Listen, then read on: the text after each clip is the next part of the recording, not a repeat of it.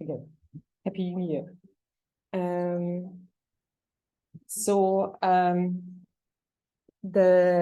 The plan for the remaining weeks is to dig into a renormalization group, which I started in the last lecture before the break, and I will rehearse or go through quickly that material again as usual. So we basically have this week of renormalization group, which, at least in my opinion, belongs to the standard curriculum of what you should be taught in advanced statistical physics. And then for the remaining 3-ish weeks, I decided to go into more modern topics of advanced statistical physics, namely looking into polymer physics, and hopefully ending with liquid-liquid phase separation, which is what I'm ending on, which is a very hot topic where I honestly would even think that there might be a Nobel Prize in medicine in physiology happening in our lifetime. I wouldn't, yeah. So I think that's totally in the range of this being an important topic. So that's hopefully the very modern topic that we end with.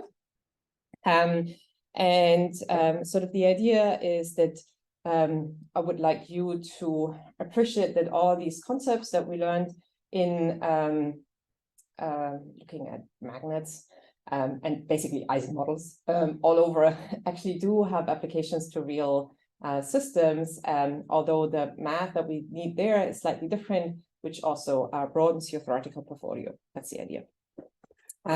But so far, further on in the sort of classical curriculum of advanced statistical physics, starting with the summary of week 10.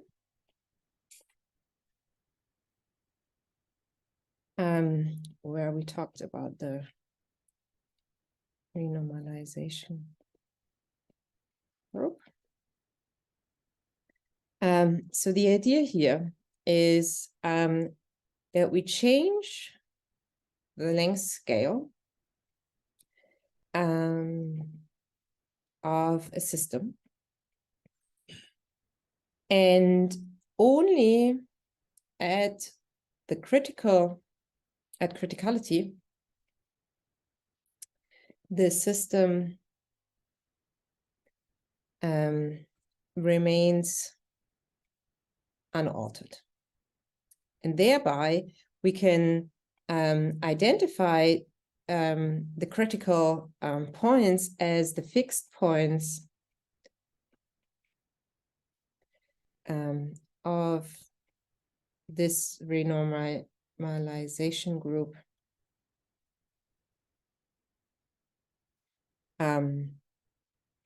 transformation as they describe the critical behavior.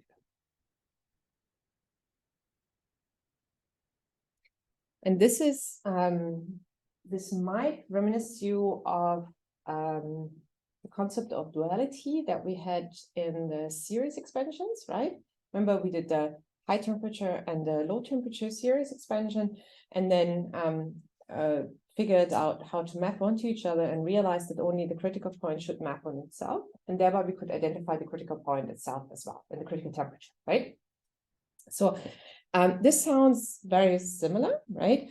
We are able to identify the critical point, but renormalization group, just to emphasize, is much more powerful because we, by this process of describing this renormalization transition, we will also learn about how we approach criticality and thereby gain access to the critical exponents.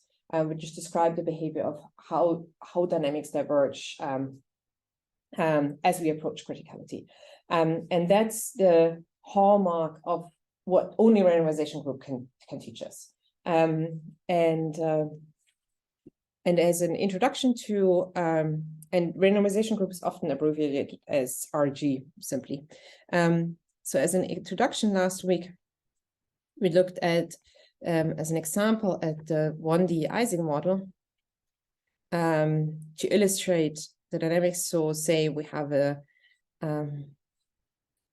line of spins, and what we now do is by changing the length scale means that this lattice has a spacing A, and now I go in and I block spins in pairs of 2, such that the new system where I describe all these spins as individual blocks as individual acting spins now has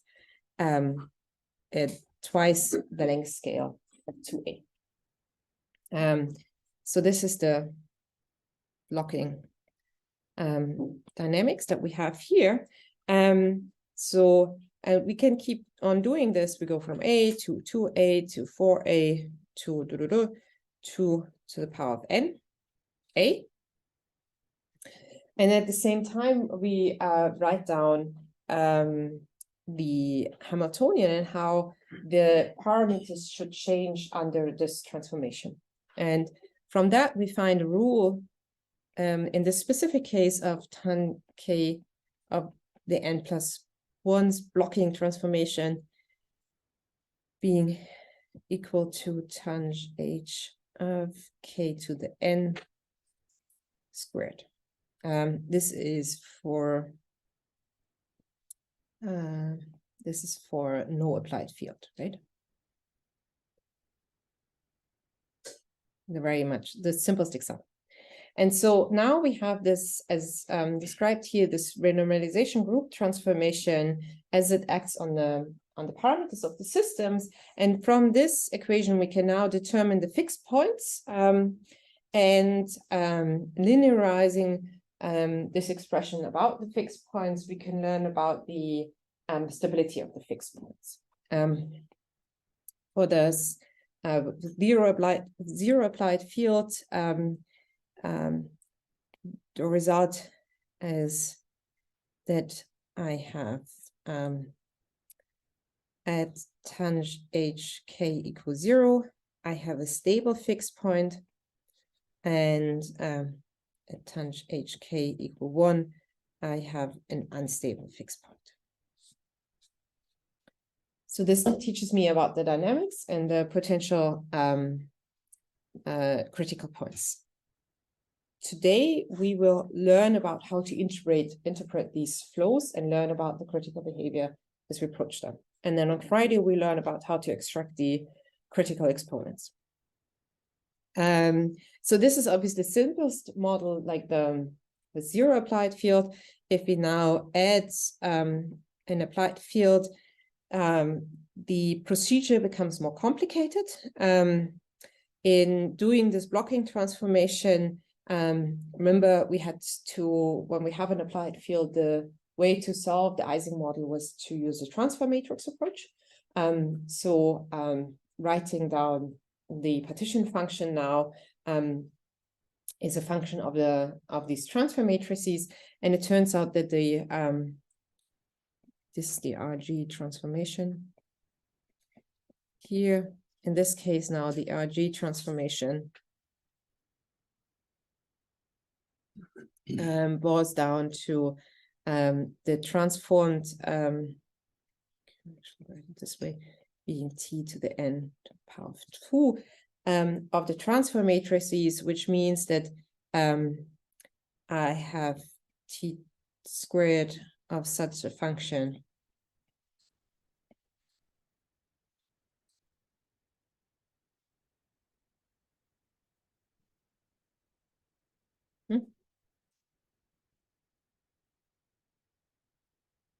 is equal at t. Okay.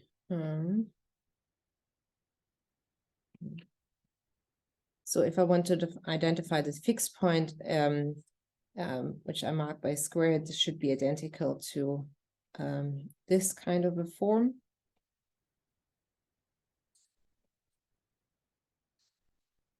This relation. And then I find relationships for, sorry, these are all dashed. For how V and U map onto each other, and I can identify the fixed point again. And now what I learned from this system it's a little more complicated because now I, by adding this applied field, I add a parameter to the system. So I will not only have my interaction strength, which is hidden in this K, which I had for without applied field, but now I also have as a second parameter the applied field. And so the resulting diagram then looks like this, where I have an unstable fixed point here, a stable fixed point here, unstable. And these mark, this is U is e to the minus j over kbt, this axis, and that axis, thus this marks t equals 0 and this t equal infinity. And that's the applied field, H0 and H1. And then I have a line of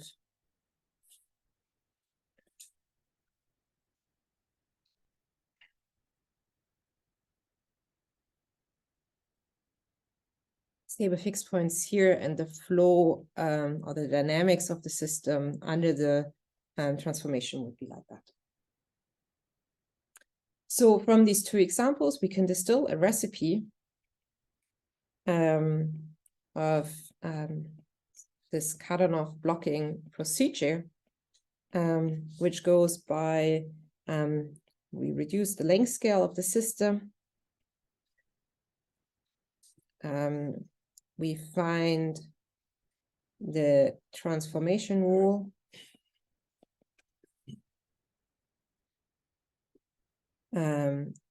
for the system parameters.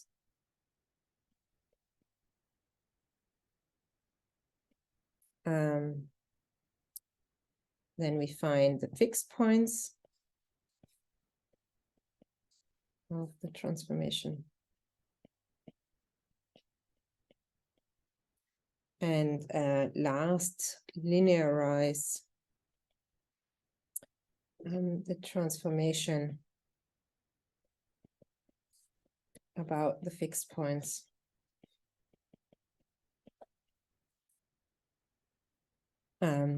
To determine stability. But just looking like roughly at these two examples, which is the simple system we can think of, the 1D Ising model, just adding the applied field already made the algebra that had to go into much more complicated. So you might already appreciate that this actually turns out to be quite a cumbersome procedure, often enough to find this RG transformation. And so what I want to show you today is now like the general procedure of how I can think about the renormalization group approach. So.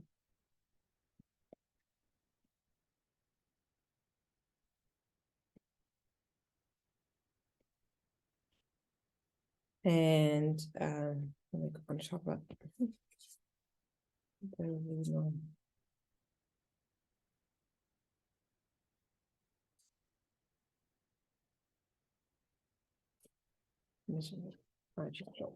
okay, so let's get started.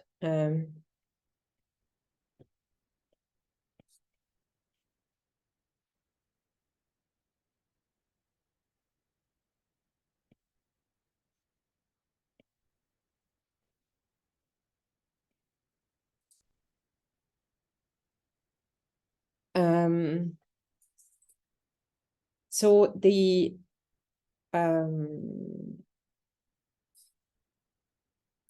well, what I do when I do this blocking transformation is that I take nearest neighbors and I block them into a new spin. And so then I create essentially interactions between what used to be next nearest neighbors and their next nearest neighbors, which are constituting the next spin, right? So I add up interactions along this of more and more spins being lumped into these blocked spins. And now looking at this procedure, Wilson suggested the idea to, in general, group models by just writing down the most general model and then identifying which groups, classes of models, which models belong to the same class and perform in the same way under the renormalization group transformation, and thereby achieving this goal to understand why similar, like, when you write down the Hamiltonian, very different systems behave the same way at criticality. Remember, that was one of the reasons why we were unhappy with the tools that we had so far, and are excited about having the RG transformation, that we saw that you can take very different systems and they somehow behave the same. And now the idea of this, in this general approach, is to write down a very general system and think about what will happen to it under this renormalization group transformation, to identify which general classes of behavior actually are present. So the nearest neighbor, the Ising model, after blocking, which is often also called decimation, so both terms are equally used, gives some model back with different K interaction strings. Now, in 2 or more dimensions,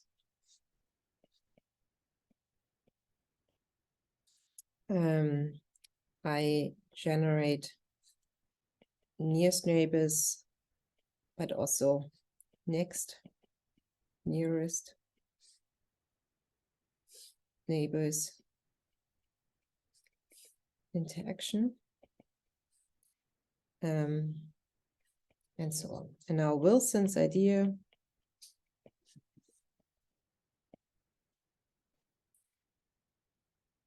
I have to start with the model with the most general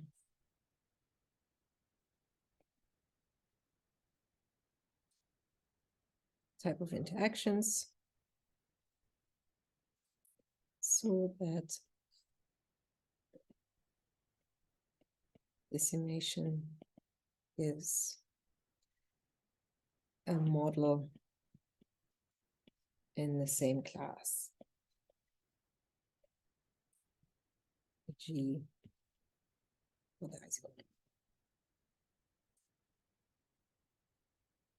So what that means, like, think about an energy that depends on the states of spins over KBT, which I write down as in very general terms as K1, K2 with nearest neighbors interactions.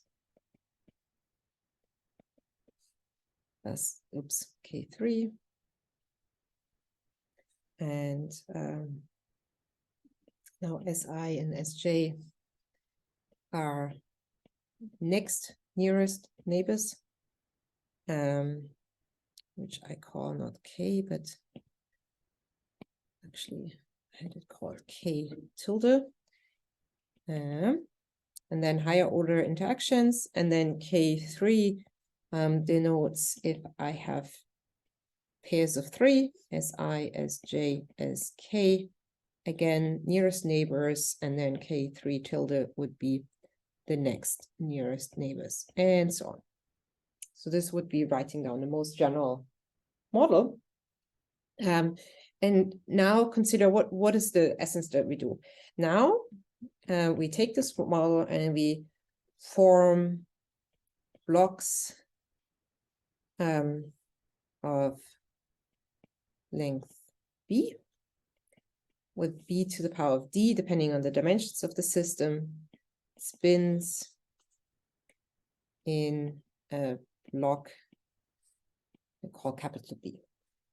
So now this is defining the notation. So now the spin of this block that is the spin of the engulfing the amount of spins within this block of length b.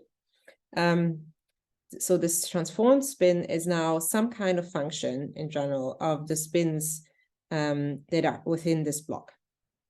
So these are the original spins in block B. I don't know why I'm writing capital B here. In block B. And that's the new spin after the transformation for block B. And that can obviously either be plus or minus 1. So the image to have is in 3D, we're taking a block, and this is length B. And I'm writing down a function to sum over all these spins that are within this block, and then this defines sum as B that is either plus or minus 1.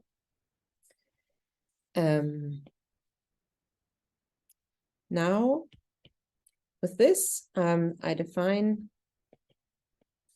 a function PB, which is, that's kind of a helper function that will allow me to find a procedure of how under this blocking transformation, my very general Hamiltonian transforms, right? So how can I just in general write down a rule of how to find this transformation, this renormalization group transformation?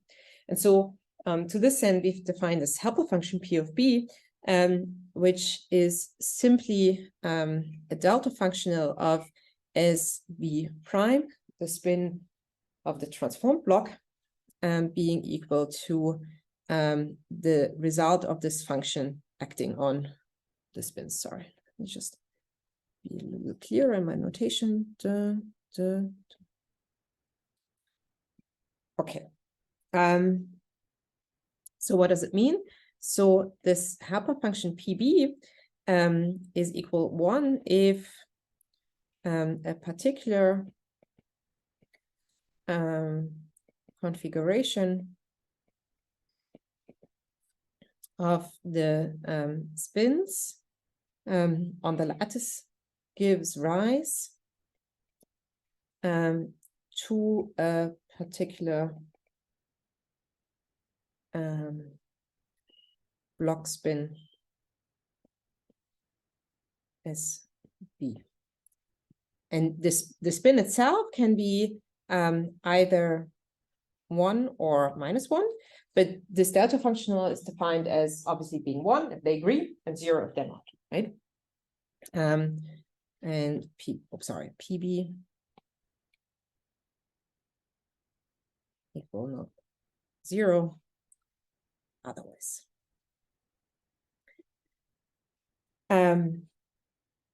And so with this definition, I can now construct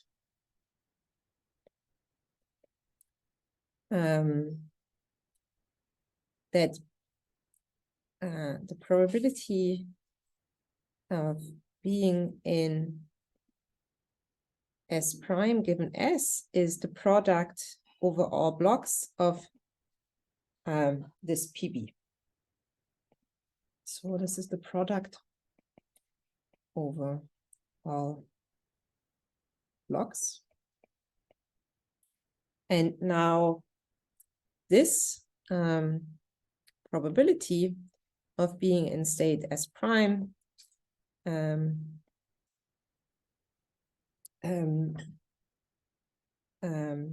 S prime is equal 1 if all the S.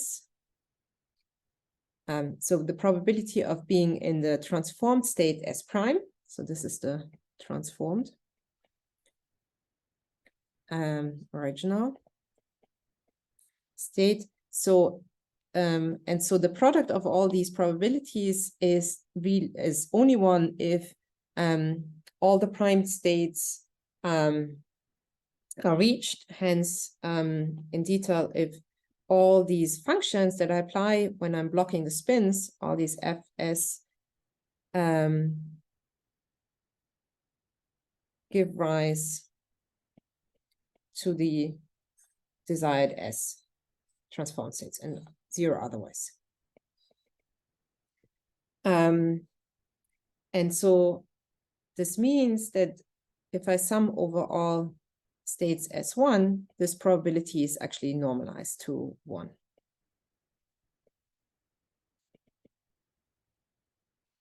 And so this quality makes this function a helper function, because now I defined a 1. So I defined a sum that gives is equal to 1. And what I'm going to do is I'm going to insert this function into my partition function, because I can always insert a 1, right? So now my partition function over all states S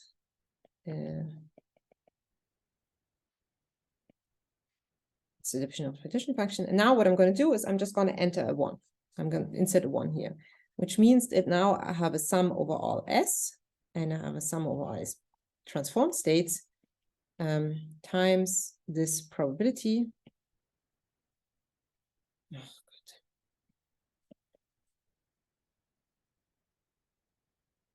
E to the minus beta. Because this is just a 1, right? And now I say that this needs to be equal to the transformed partition function, where I'm summing over the transformed spins, and I have e to the minus beta e as a function of this S prime. So this is after block transformation, and this is before block transformation. And so now you see where this helper function is useful, because now this relation gives me a definition for the transformed Boltzmann factor, right?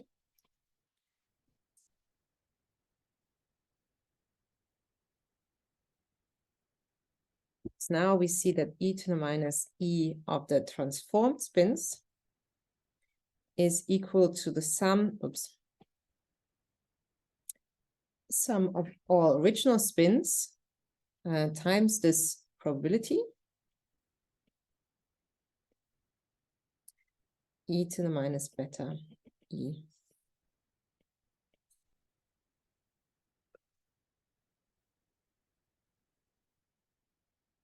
And now under this G transformation, I have that my partition function really maps onto a transformed function where the parameters of my Hamiltonian change, and I'm summing over all transformed states. So I have my E really maps onto a transformed E. And this is just formally writing down what it means to make an RG transformation. Now, the interesting thing is, because I can formally write this down, I know that there is always some procedure that is defined by this function of how to map my Hamiltonian to a transformed Hamiltonian. Now, what does my Hamiltonian consist of? It consists of the parameters of the system, like as we've seen in the Ising model, the interaction strength or the applied field. And so that means that I can always write down a procedure to map the parameters of the system that I'm just going to enumerate now in general terms as K's onto transform states. So which means that I can map K1 on K1 prime and K2 on K2 prime, and so on. With the Ki's prime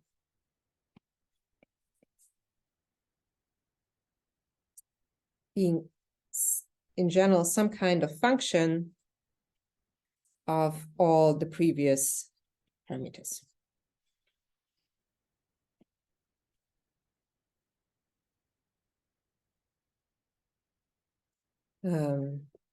So that means that the coupling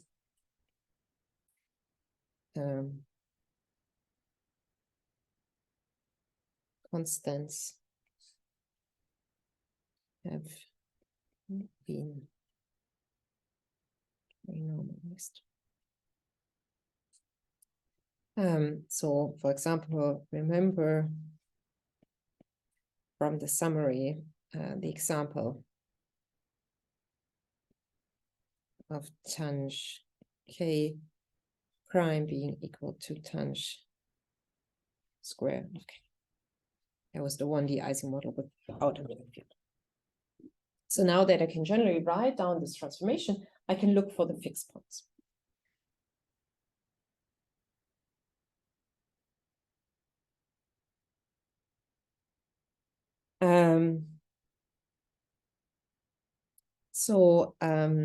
Suppose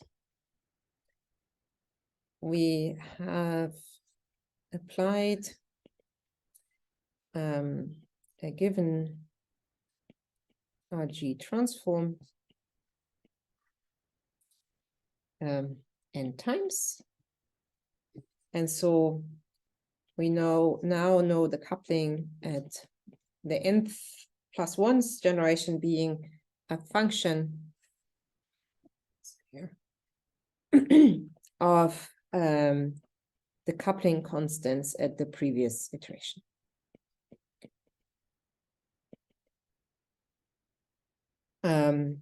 This also defines now the fixed points of the transformation.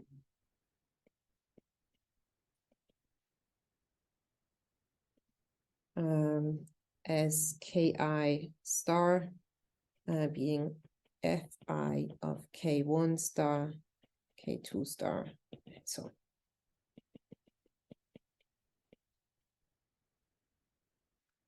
on. So with this in mind, we can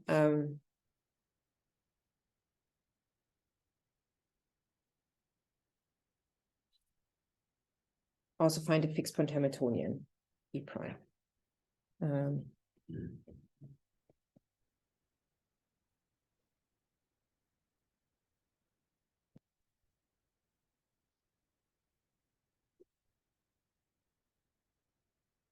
So this is then obviously also defined.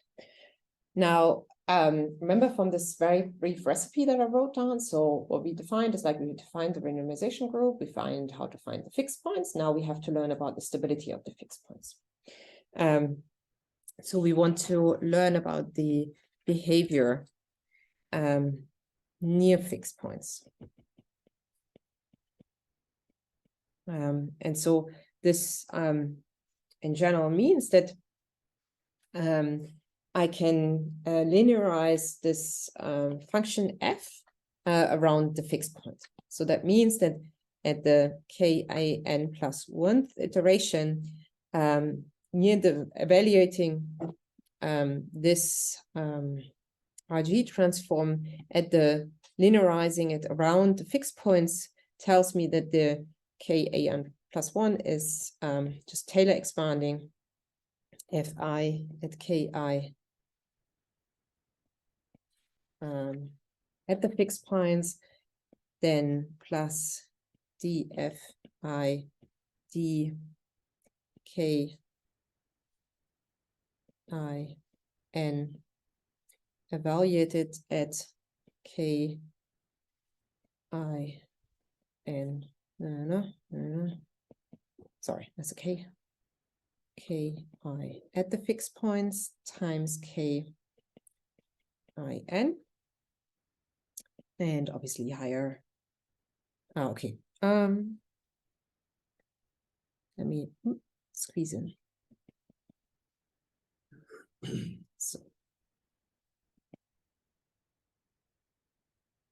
So obviously, like taking derivatives in all directions of the different parameters. Okay, so let me just quickly. So this should be a j. Okay. So taking derivatives into. Yeah.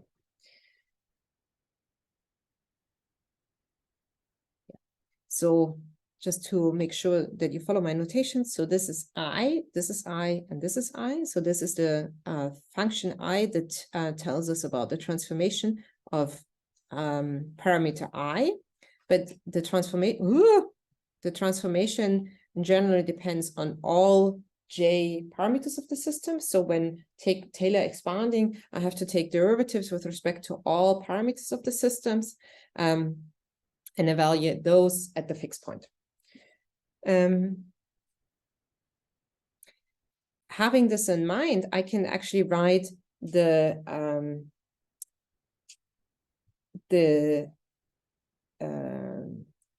change in parameters under the transformation. So the change in parameter under transformation is now ki n plus 1 minus ki. So how far away am I from my critical point is now defined by fi k n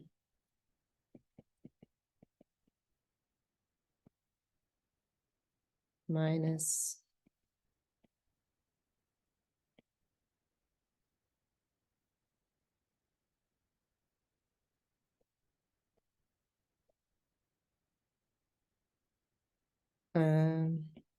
so evaluating it at the fixed point.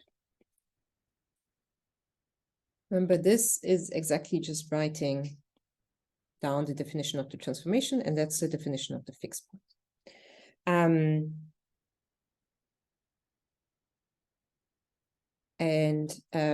To measure how far away I am, I define this difference vector k I hat n plus 1, which saves me some writing space of defining just this difference. I star. And similarly, I can define ki hat n, which is then ki n minus ki star. And now I assume I'm close to criticality. So I suspect that this ki n plus 1 and ki hat n are small. Then what I'm actually going to do is, like, I'm just linearizing this equation, right? So then I can write down an equation for this hat. So for how far am I away from this transformation, by looking at, so I know that under the transformation, the fixed points should transform into the fixed points. So this here just gives me a kr star, kr star. And so taking the difference of this minus that, just it actually defines this small parameters, this measure of how far I'm away from criticality. So I get that this ki hat n plus 1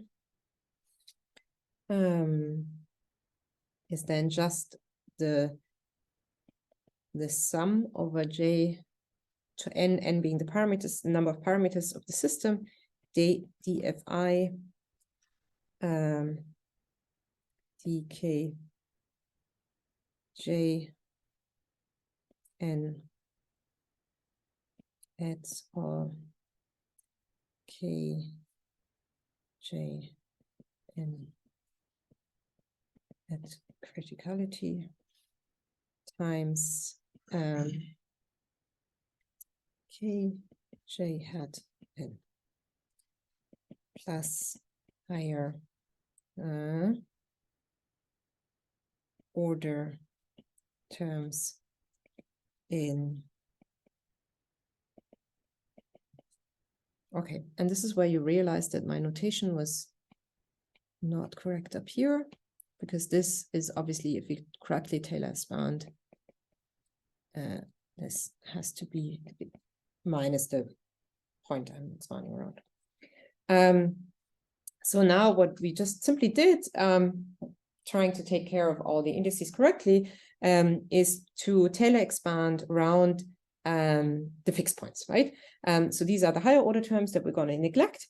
And this relationship tells me how the parameters locally close to the fixed points change under the fixed point, under the transformation. And now the important thing is, because a linearized system, what looks like a cumbersome sum here means that these are all constants, right? So I have a constant matrix that tells me how how my parameters are transforming. So I can write this as ki hat n plus 1 sum over j aij kj hat n.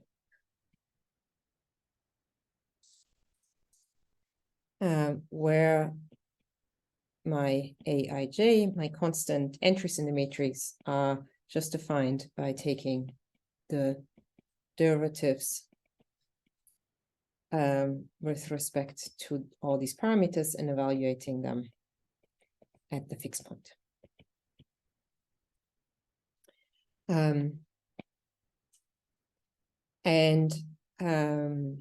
Now we will use this matrix to learn about the stability and also about the dynamics close to the fixed point. So we're heading towards this RG flow.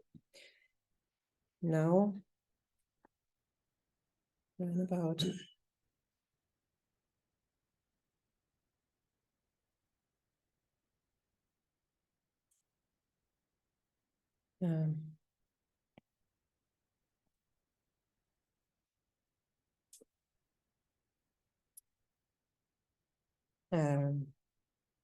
and we do so by finding the eigenvalues of aij from looking at the determinant of a minus, sorry, lambda.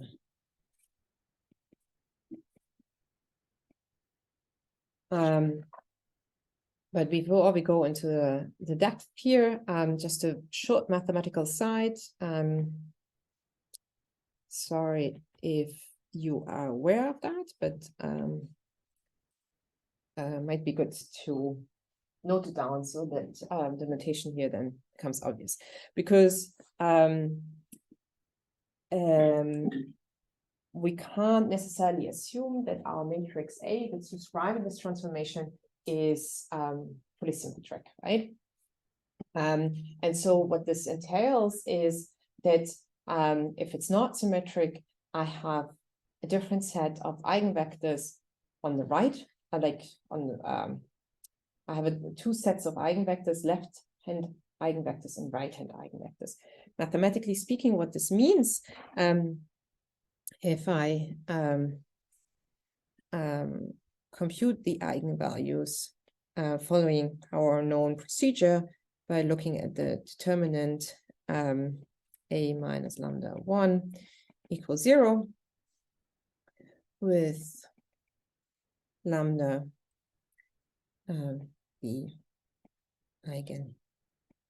eigenvalues, then if I act with an eigenvector, I know E is a not necessarily happy notation here, but here E means eigenvector, which you hopefully can see by having these notations here, indices here.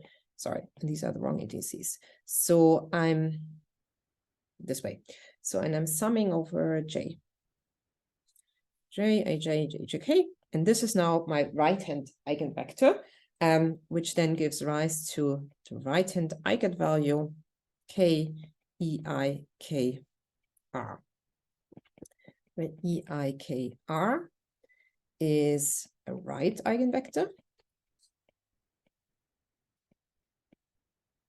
And similarly, I can define EIK left acting on EIJ, here summing over I,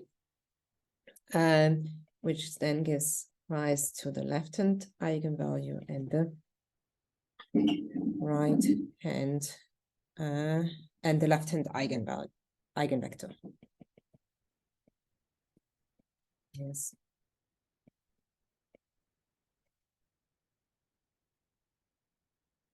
Eigenvector. And just to make sure that you it makes sense with your prior knowledge, if I were to apply this left-hand eigenvector, sorry, on the transpose Ji of my matrix A, then this means that EJKL in this case is ELK is the right eigenvector of the transpose matrix of AT, right?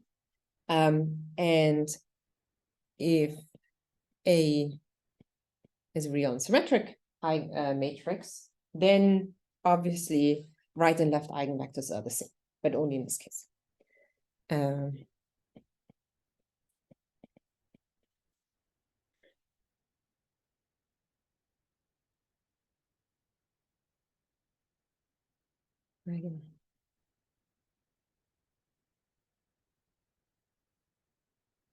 Okay.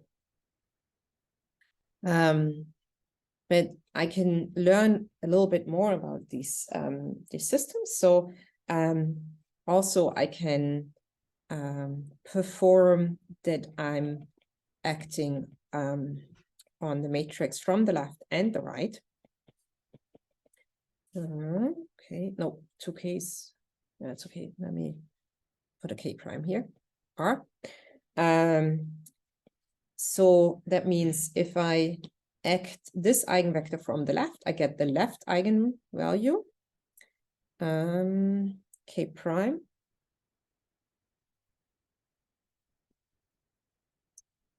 And I'm left with the sum over J.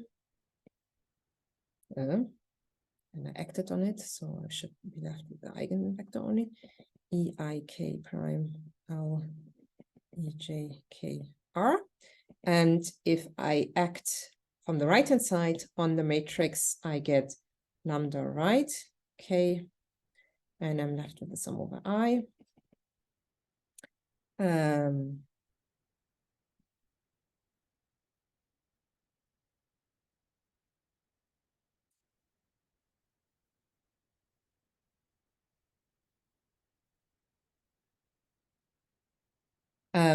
Which where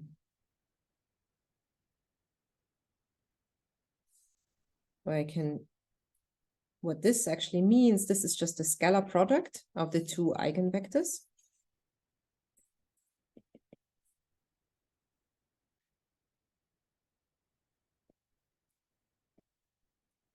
As we have here. And so if we subtract both,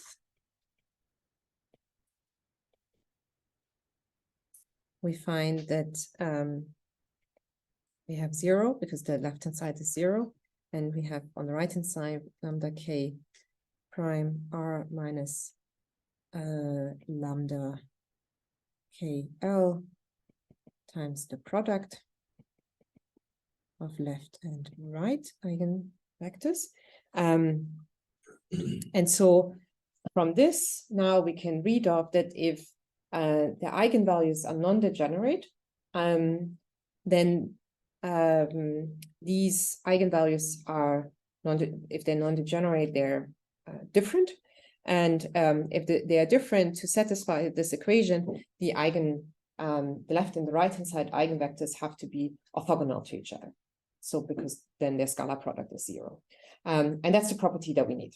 That's the whole game, the goal of this exercise. To remind you that for non-degenerate eigenvalues, so for lambda k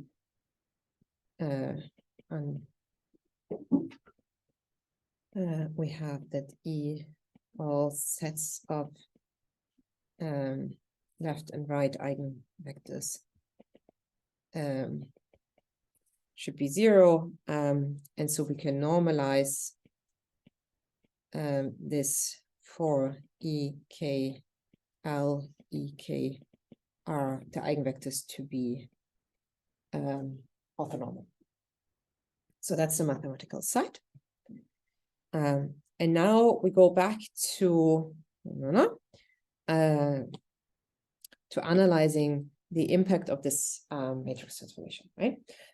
So now we can write down the eigenvectors and eigenvalues of this linearized renormalization group transformation.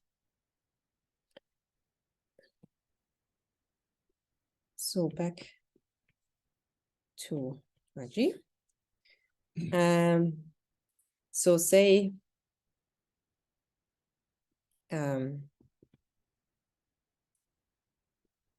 so we have a set of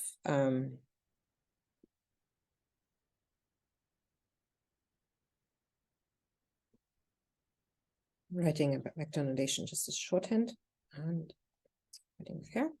A set of parameters, right, which define a specific model. And now we expand these K's in terms of eigenvectors of A, such that my transformed parameters are, I can write as E QR, where these are the coordinates in the new basis formed by the eigenvectors. Then this says that the after the transformation, because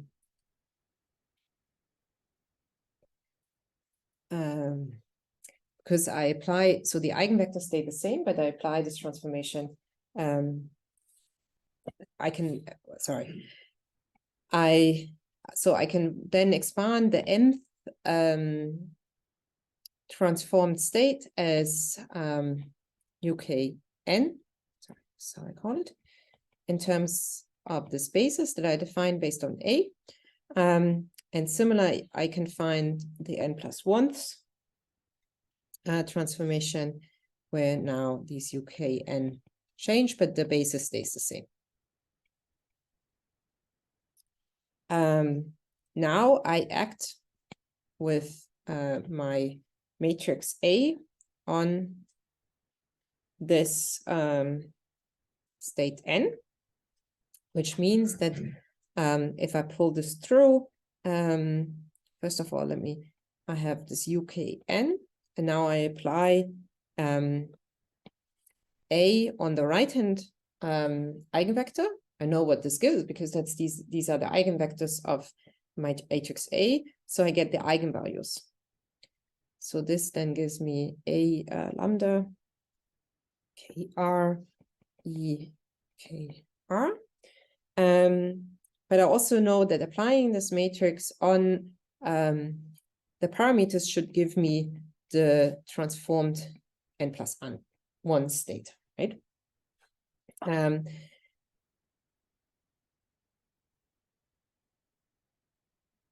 Which I, again, can write using this definition here as UK n+1. That's an R to B.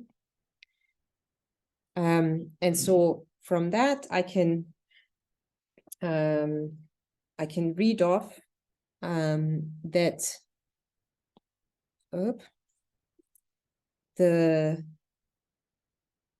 okay, so I can read off something in a short bit. So I dot with EK, the left-hand eigenvector, because now I want to make use of the property that these eigenvectors are orthonormal to each other. And if I do that, then I get from this equation that these are orthonormal if k delta k prime. So I get from this I get UK n+1, and that's equal to, and again, if I dot this with here, I get a k delta k1. So I see that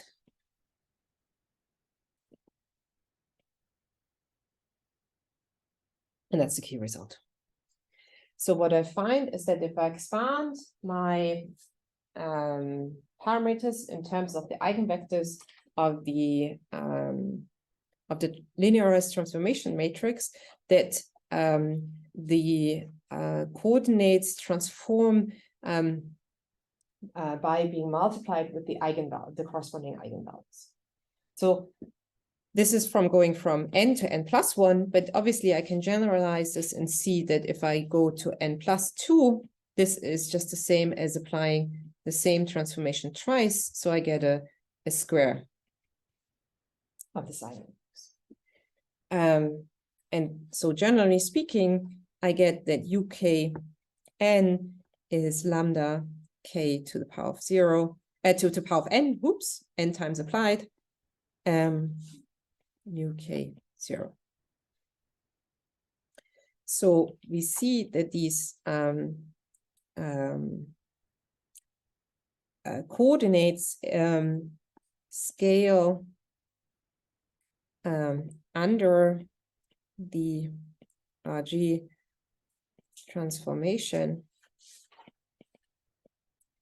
by a factor of lambda k, lambda k. So that's the key result. Why did we have to go to the eigenbasis?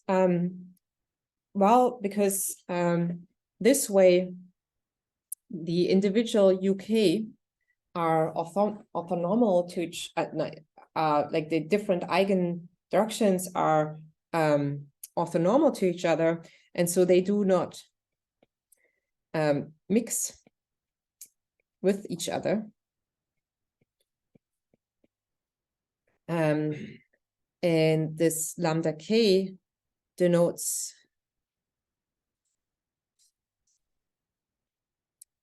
this scaling factor.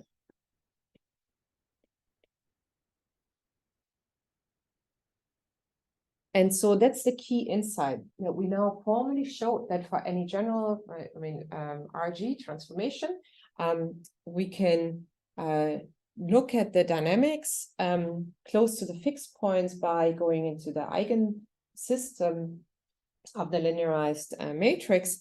And what is happening there is that the coordinates scale with these eigenvalues. And so what really now defines the dynamics is if these eigenvalues are smaller or bigger than 1. So the perturbation being away from the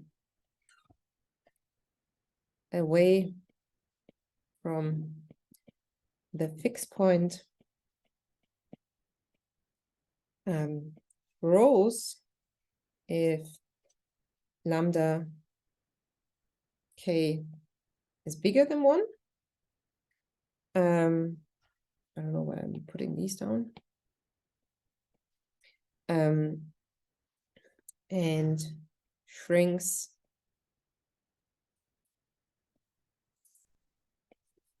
if lambda k is smaller than 1. So if I keep on applying, so where's this here? So I'm starting off with a deviation from the fixed point UK. I'm just going like, I don't know, 0.5 away from my fixed point. And then I successively apply this RG transformation. And if this lambda is bigger than 1, then my 0.5 will keep on growing. So I move further and further away from the fixed point. And if it's smaller than 1, then I move towards the fixed point. So an example would be, say we have 2 coupling constants.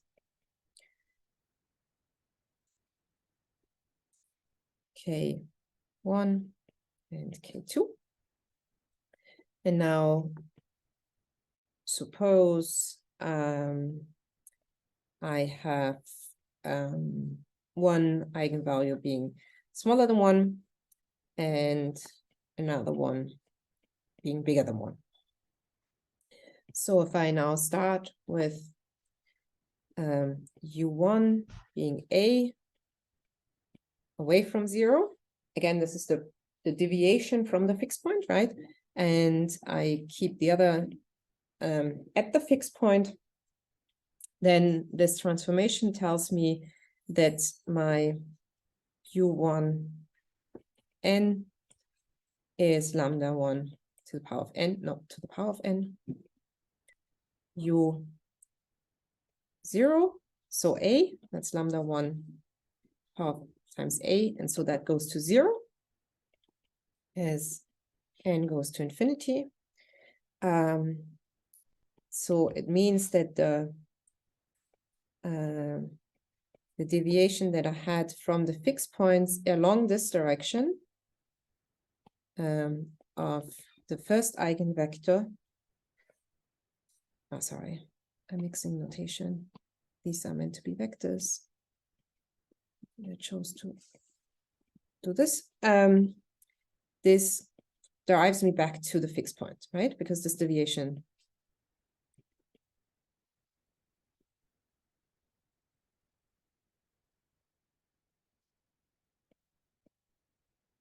however,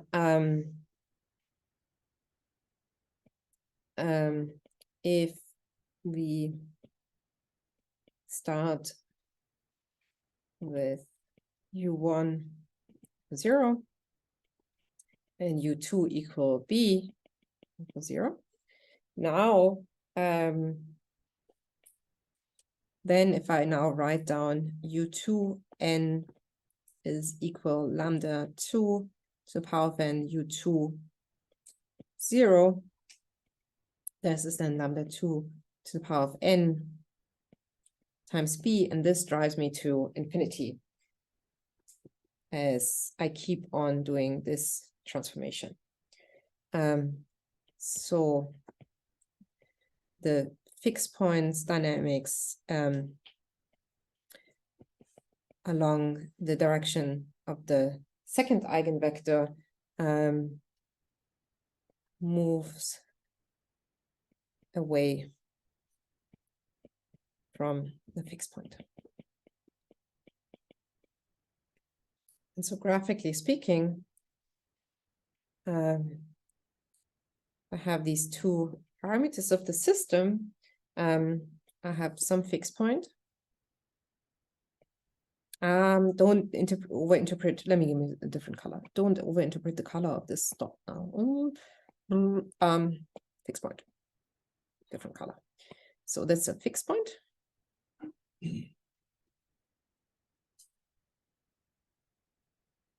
And so now I have two eigendirections. So say this is E2R, R, and this is E1R. Then the dynamics are such that along E1, I flow towards the fixed point, and along direction 2, I flow away.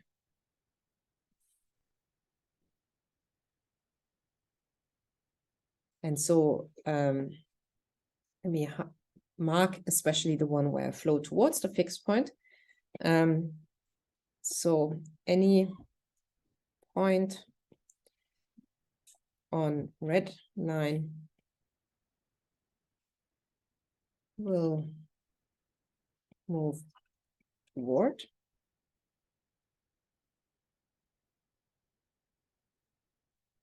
fixed point under RG, and then we actually give a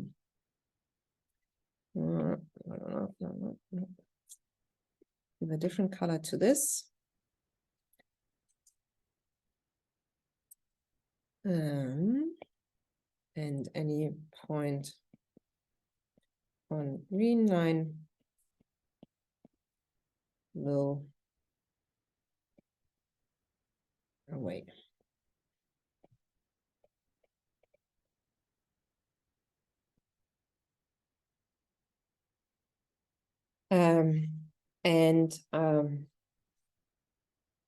The further we go away from the fixed point, then obviously this linearization about the fixed point itself becomes invalid, right? You know, because then I'm not close to the fixed point anymore. So obviously when I move away from the fixed point, the nonlinear terms, that would be the higher orders of the Taylor expansion would come into play. So away from the fixed point.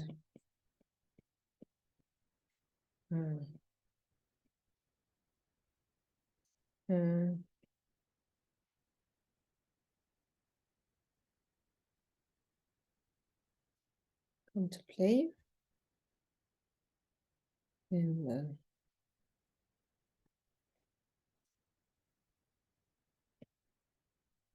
analysis. And so let me now use this to in general define the term of the basin of attraction, staying for the moment in this two-dimensional, in this system of two parameters. So in general, I can define like, you know, some kind of curve including the fixed point that denotes my basin of attraction for the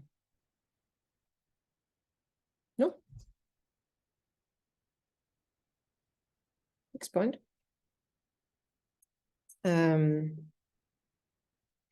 which is spanned by the eigenvectors associated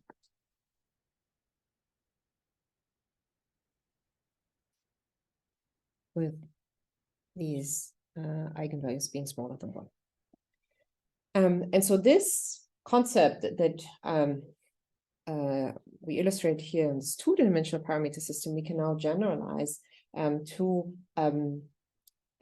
these very general models where I could have K1, K2, K2 tilde, K3, whatever, right? So we have a lot more parameters in the system. So in general, the space of couplings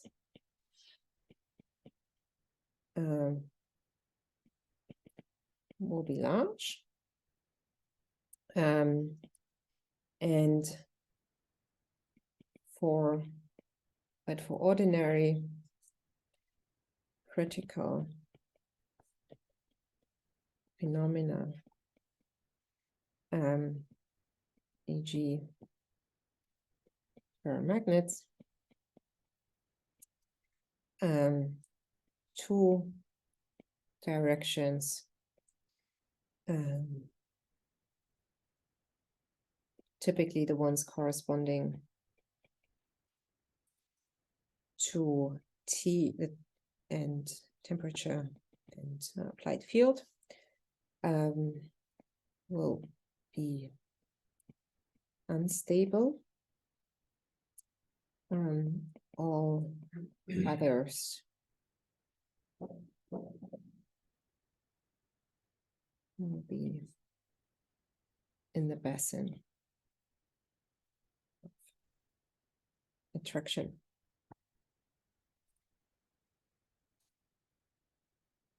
Therefore, the basin of attraction is 2 dimensions lower than the space of couplings.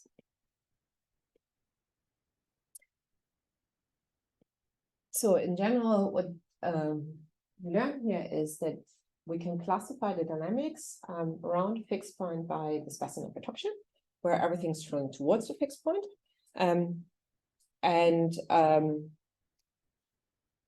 What we know about the fixed point is that at the fixed point, I have an infinite correlation length. That's the property of the fixed points that makes it invariant under these changing scales, right? That's the property that we use. But since within this basin of attraction, I'm always moving towards this infinite correlation length,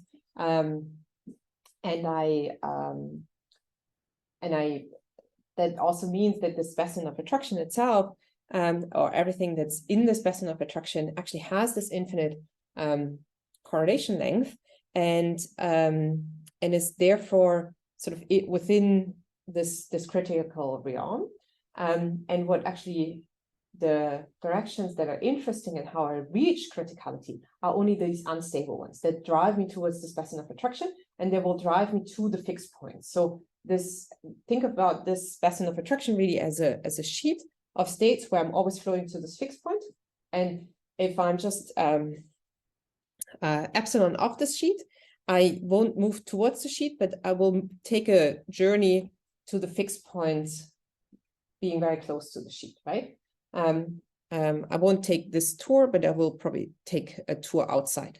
And so how I actually approach this critical behavior is therefore defined only by the eigenvalues that are bigger than 1. So these are the eigenvalues and the directions that tell me something about the critical behavior and how I approach critical behavior.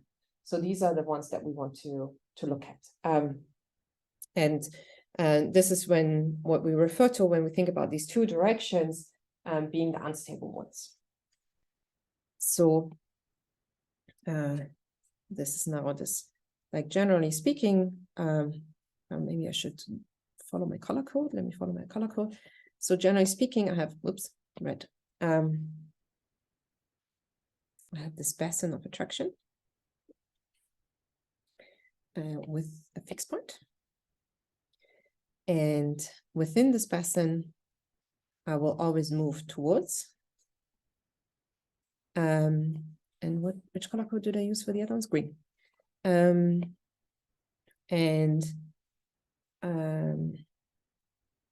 Oh, sorry, I will move away from the fixed point, sorry. And as soon as I start off the sheet, I won't move towards the fixed point. I will only move towards the fixed point within the basin, and here I move away.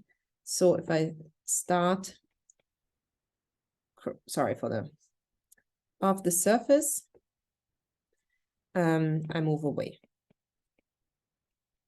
And it's this dynamics that how I move away, sorry for the correction, that tell me about the critical behavior. Sorry. Start on the surface. I move toward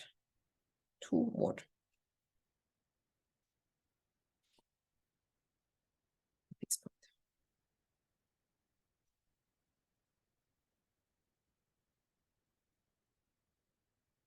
And all this red is this sheet. Oops,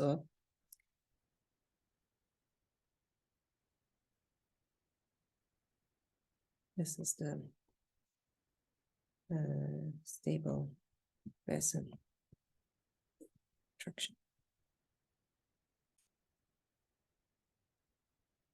So words, all points, sorry. On surface represent systems with infinite correlation length. Why? The fixed point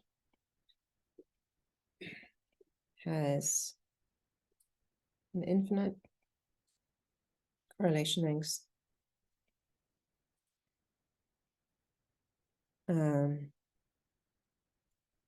But the correlation length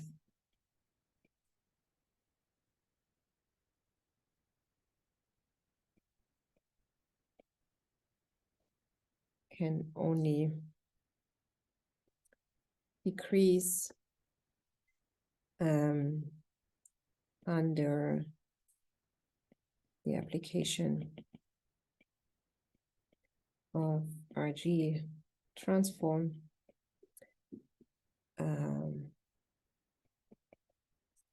I flow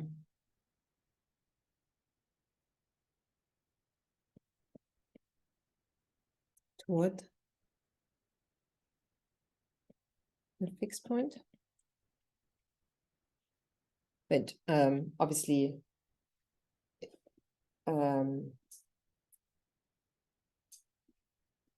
to be in the basin of attraction, that means that you already have infinite correlation lengths, because you can't get more infinite into time.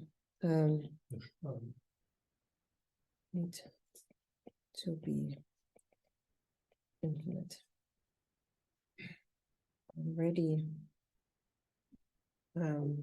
on the basin of attraction. Which is also, also termed critical surface. So we really only care about, and so what this spans is that you have different values of K, well, temperature and applied field, where you have this critical behavior. Now the question is, how do you approach the criticality as you change the temperature, or approach, and well, this is and to learn about how you approach, you look at the directions that drive your ray from the critical behavior. These are the dynamics that tell you about what is it like to be close to criticality, these green directions. And the variables that tell you about this the variables, coupling constants, or scalar fields, how you name it, with eigenvalues lambda k bigger than 1. They are called relevant variables.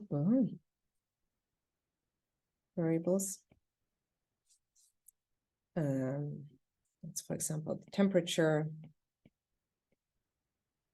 and the magnetic field. And those variables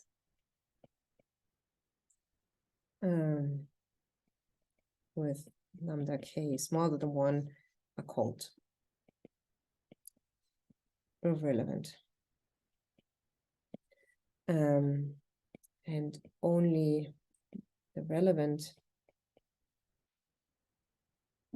variables need to be adjusted to reach criticality. So if I move my relevant variable along onto the surface, I reach criticality. And this is therefore telling me about the critical behavior. And what we're going to do on Friday is to look at what we can learn about these relevant variables and how they change under the scaling transformation. And thereby learn about the critical exponents and what we can say about the critical components, because these relevant variables are the ones that teach us about what needs to be done. I think that's actually like this choice of wording of which parameters do I need to adjust is the best choice, because we think about, like, approaching criticality if we change a parameter, but in the RG flow picture, these relevant variables that make us approach criticalities are actually the ones that drive us away from the best of attraction, away from the critical behavior. And so taking this choice of wording of which variables do I need to change to arrive at the critical point where I have an infinite correlation X, I think that's a good picture that combines like the seemingly opposite dynamics.